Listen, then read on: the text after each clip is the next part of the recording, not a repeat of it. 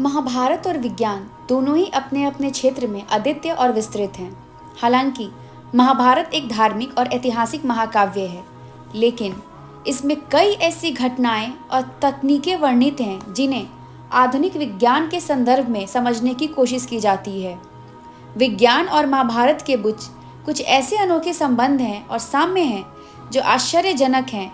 उन्हीं में से कुछ प्रमुख बातें मैं आपके सामने साझा करने जाती हूँ जो विज्ञान और महाभारत को जोड़ते हैं। पहला, दिव्य शास्त्र और आधुनिक हथियार। महाभारत में कई प्रकार के दिव्य शस्त्रों, अलौकिक हथियारों का उल्लेख मिलता है। पाशुपतास्त्र, ब्रह्मास्त्र और अग्निबाण जैसे अस्त्रों का वर्णन किया जाता है जो अत्यधिक विनाशकारी थे। आधुनिक विज्ञान में इन अस्त्रों की तुलना परमाणु बम, मिसाइलों और लॉन्ग रेंज वेपन से की जा सकती है। उदाहरण के लिए ब्रह्मास्त्र का वर्णन उस प्रकार से किया गया है कि यह संपूर्ण पृथ्वी को नष्ट कर सकता था, जो आज के परमाणु बम के समान लगता है।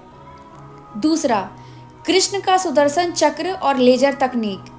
कृष्ण के सुदर्शन चक्र को एक ऐसे हथियार के रूप में देखा जाता है जो किसी भी दिशा में तेजी से घूमता है और दुश्मनों का सर काट सकता था।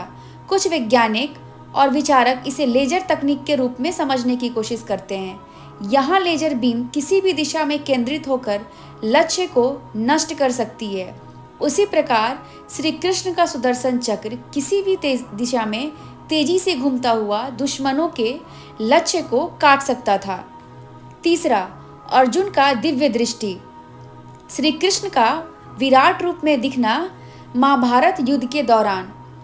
महाभारत के युद्ध के दौरान जब अर्जुन ने श्री कृष्ण से विराट रूप देखने की विनती की थी, तब कृष्ण ने अर्जुन को दिव्य दृष्टि प्रदान की, जिससे वह कृष्ण के ब्रह्मांडीय रूप को देख सके।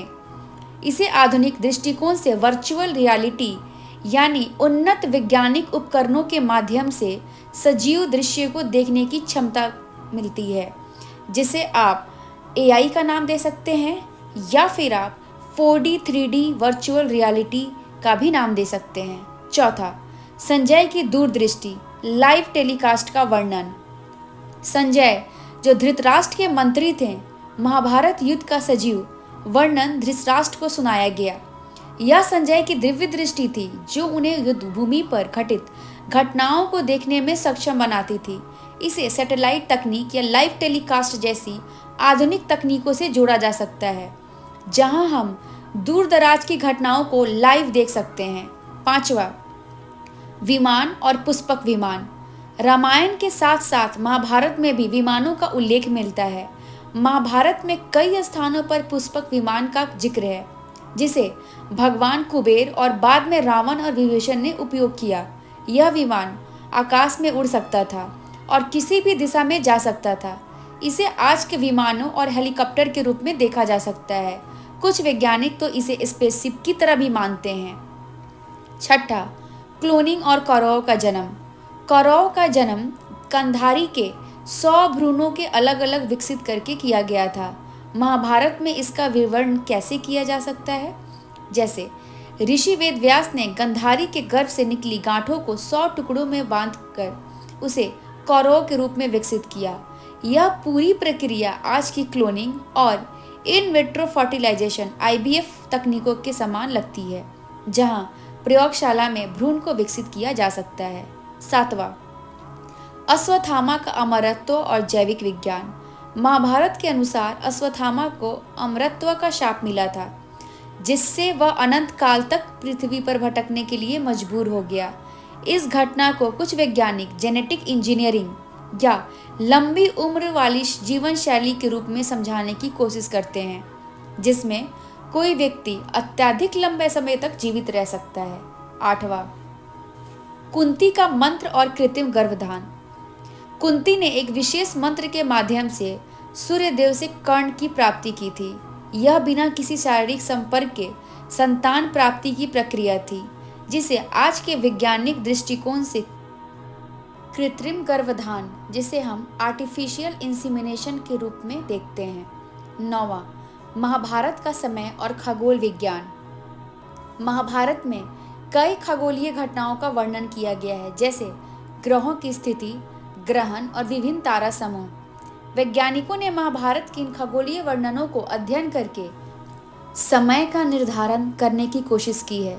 कुछ वैज्ञानिक यह मानते हैं कि महाभारत काल का वर्णन खगोल विज्ञान के आधार पर ही सही हो सकता है।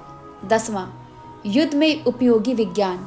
महाभारत के युद्ध में कई प्रकार की युद्ध तकनीक और सैन्य योजनाओं का उल्लेख मिलता है, जैसे चक्रव्यूह में।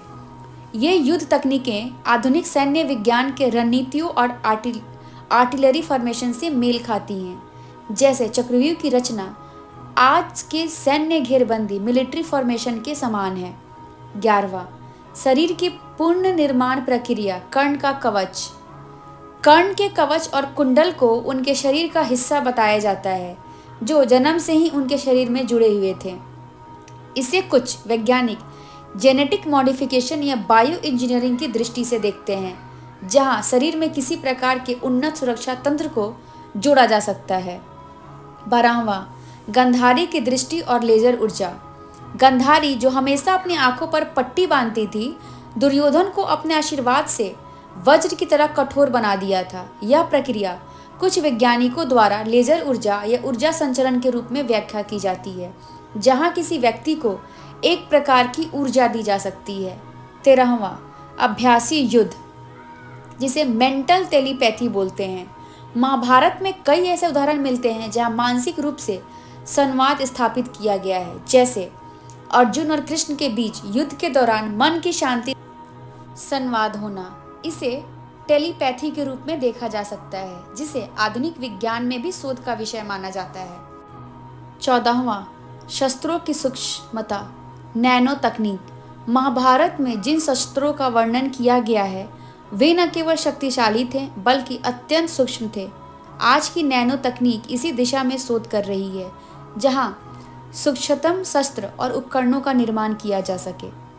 15वां, रक्त संचार और द्रौपदी का चीरहरण। द्रौपदी के चीरहरण के समय कृष्ण ने उन्हें अनंत वस्त्र प्रदान किए थे।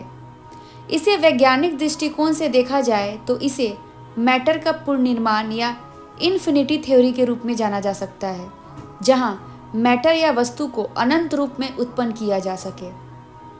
महाभारत के इन पहलुओं को जब वैज्ञानिक दृष्टिकोण से देखा जाता है तो यह स्पष्ट होता है कि प्राचीन काल में जो तकनीकें और घटनाएं वर्णित की गई है, वे आधुनिक विज्ञान के साथ अद्भुत समानता रखती है।